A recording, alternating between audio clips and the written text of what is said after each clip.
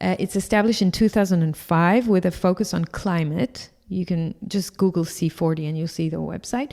The goal is to build these cities as smart, green, more sustainable cities by reducing carbon emissions by 2030. You'll see 2030 everywhere. When you start noticing it, you'll understand it's all connected to the Agenda 2030. Their slogan is Build Back Better,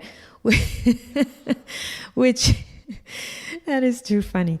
Now, they have short-term plans and they have longer-term plans. So in the short-term plans from 21 to 24, it coincides that in 2020, they got time to actually rebuild the cities without interruptions when COVID started. So their short-term plan is to create those cities into more green and more sustainable and and with more cameras, and with more surveillance, but also more green. So in July 2020, and I quote from the website, experts have been warning of a coming pandemic for decades. And yet we weren't ready when the pandemic really hit. Now, as cities and countries work towards recovery, it's clear we've come to a crossroads.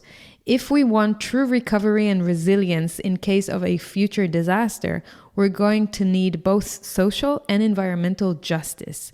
This is why in April 2020, C40 mayors launched the Global Mayors COVID-19 Recovery Task Force.